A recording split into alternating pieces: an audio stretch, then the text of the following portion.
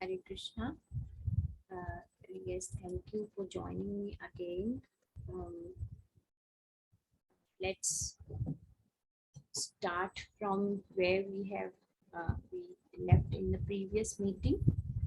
Uh, so I was telling about the vow Lord Shri Krishna took in front of Balaram Dev, uh, that he won't pick up the weapons in Mahabharata war. So Lord even didn't care about his own vow not to use weapons in the battlefield, and he just picked up the wheel of chariot and ran towards Bhishma Dev as a lion in the jungle um, runs towards an elephant to attack.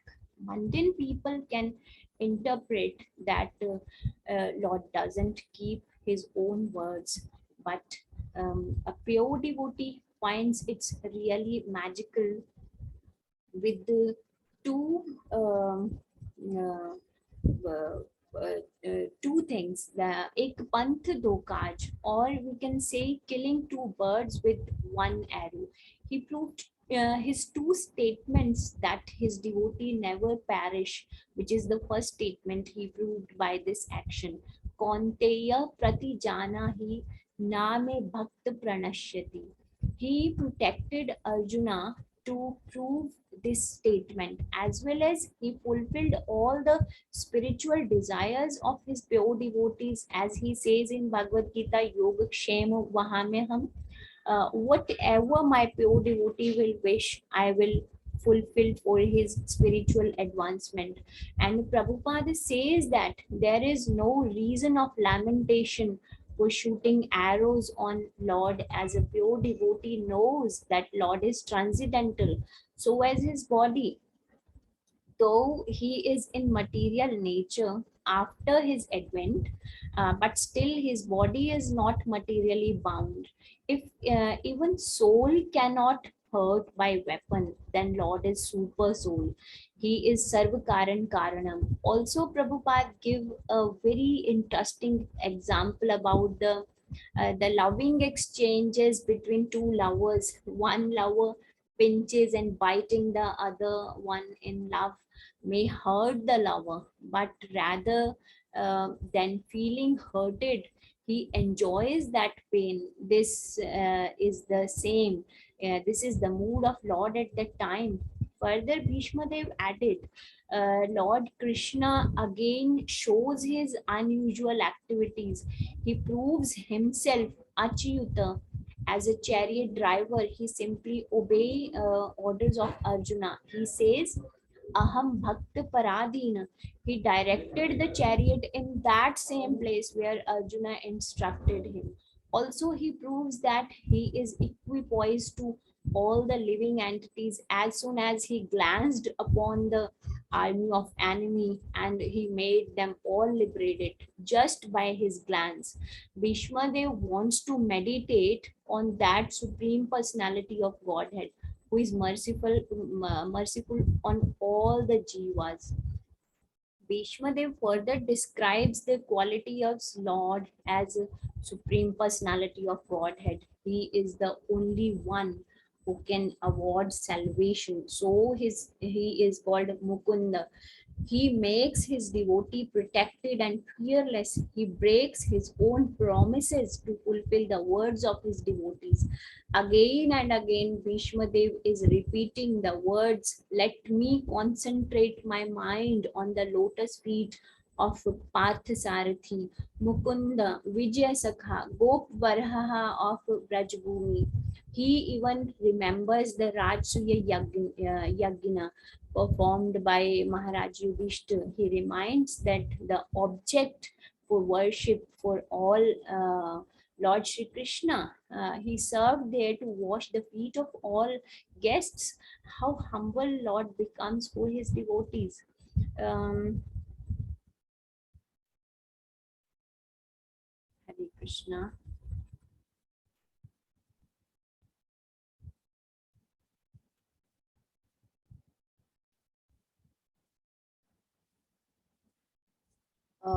Am I audible? Okay. Let's recite verse 43, which is the theme verse of today, and the theme is art of dying.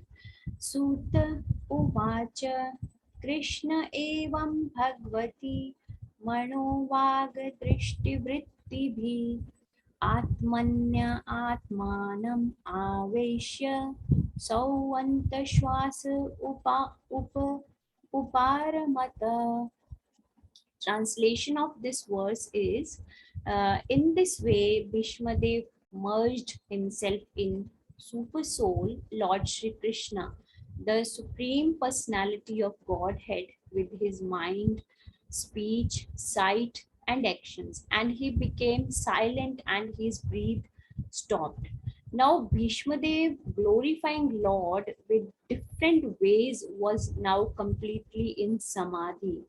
All his body activities stopped, his breathing stopped, his mind was in trance, and his soul merged into Lord's transcendental body.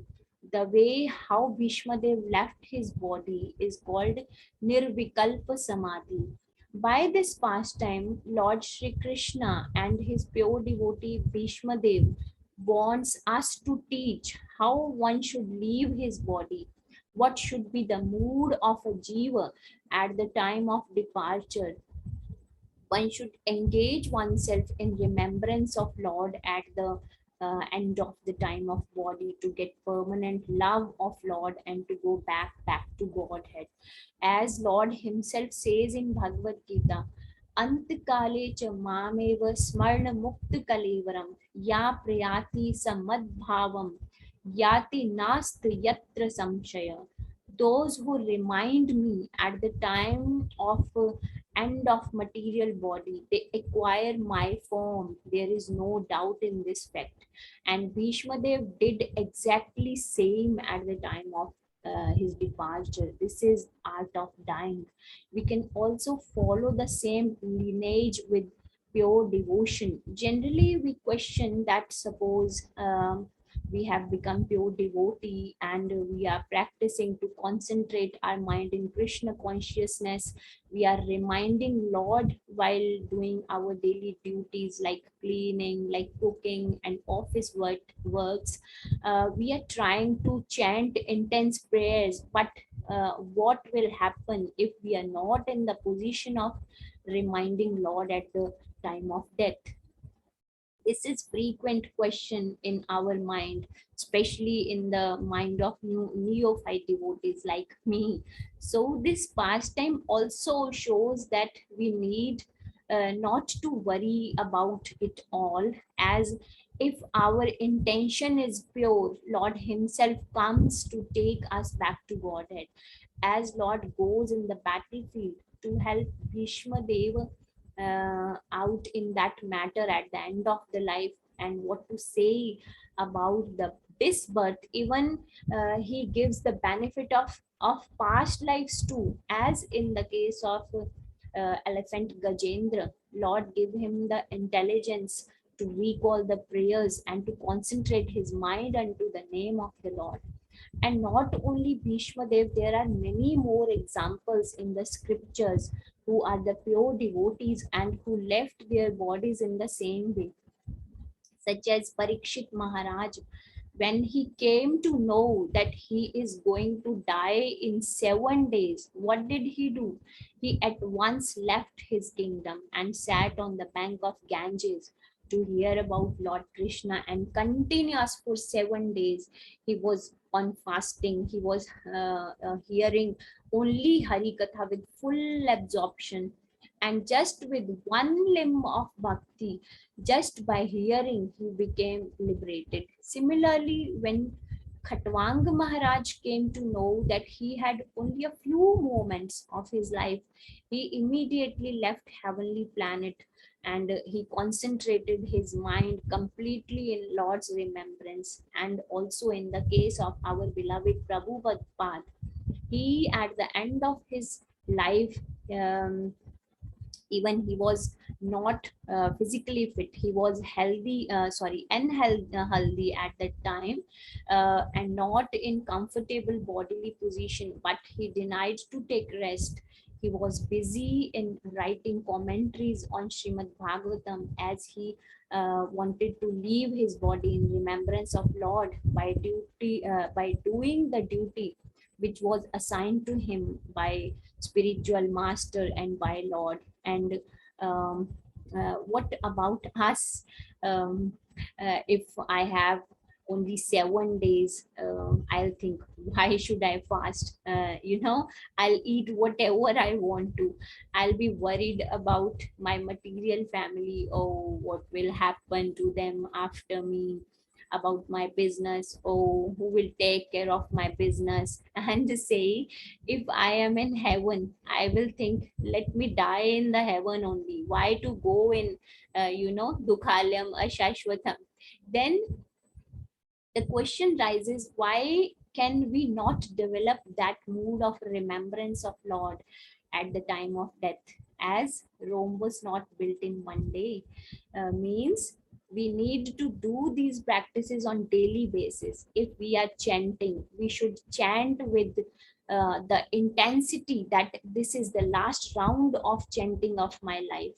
We should develop love towards Supreme Personality of Godhead, and then only we will be able to remember Lord at our last breath. We will be the part of this pastime of Lord and his devotee Bhishma Dev. And how we can practice to concentrate on the form of Lord Shri Krishna, how we will be Krishna conscious always. Only one solution is there, by following the instructions of our spiritual master. Until and unless we are not surrendered to our spiritual master, we are not following the words of our Guru, we cannot make Lord Sri Hari happy. As in Gurudeva Ashtakam, it is written, Yasya prasada Bhagavat prasado, Yasya aprasadan gati kuto api. If our spiritual master is not satisfied with us, Lord will never be happy. And if our spiritual master is satisfied with us, Lord will shower his mercy himself. While seeing departure of Bhishma Dev's soul, all became silent. Demigods shower flowers, and after returning to Hastinapur, Yudhishthir Maharaj took the responsibility of a king to glorify his great grandfather. Actually, this pastime shows how one should leave one's body to be with complete absorption in Lord Shri Krishna, so that we can achieve the goal of this human life. The goal of human life will be fulfilled only then if we will learn the art of dying.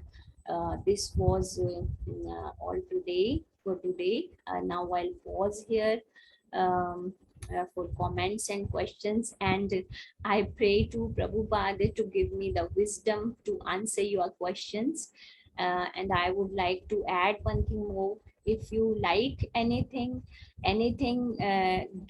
got inside your heart, is all glories to Srila Prabhupada, to my mentor Rameshwar Giridhari Prabhuji and Brajasundar Prabhuji. And if you really dislike any point, this is all my fault, because I am still in the process of learning how to be in Krishna consciousness. Hare Krishna. Now your questions are welcomed. Okay. I'm seeing in the chat box there is one question. Okay. Mataji, you have said that yogis aspire to leave their bodies in Uttarayan. It is not necessary for the pure devotees. Then why did then why did Bhishma Dev wait for Uttarayan?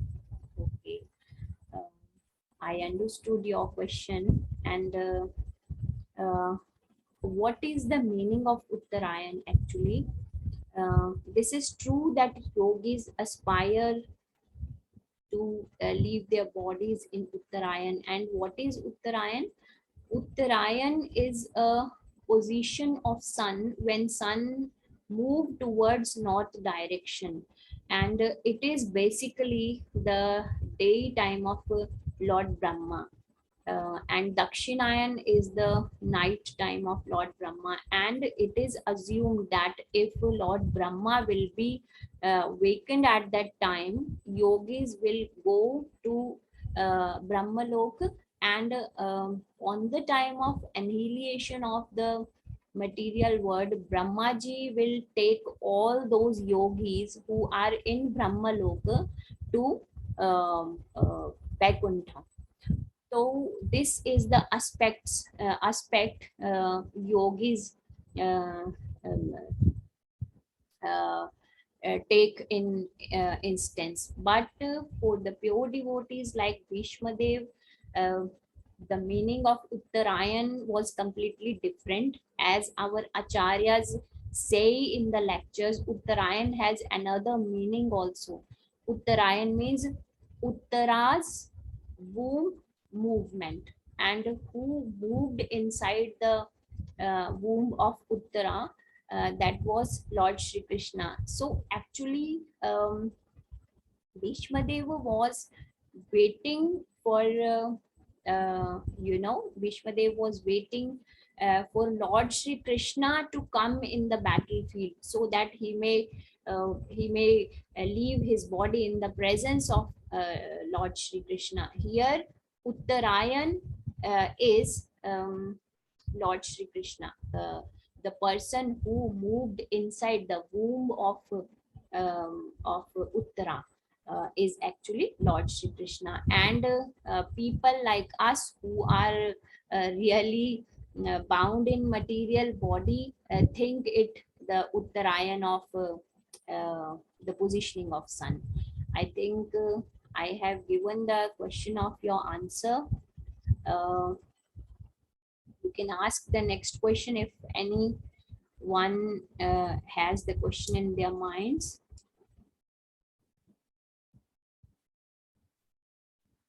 Yes, there is one more question in the chat box. The question is, who is Khatwang Maharaj? Okay.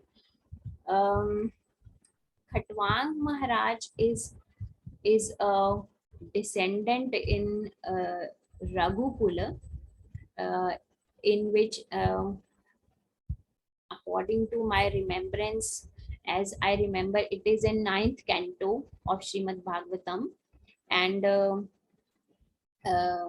Khatwang Maharaj is the great grandfather of Dashrath Maharaj. And from Dashrath Maharaj, Sri Ramchandra appeared as his son. So Khatwang Maharaj is also a pure devotee of Lord in the Vanshavali of Sri Ramchandra ji. Hare Krishna.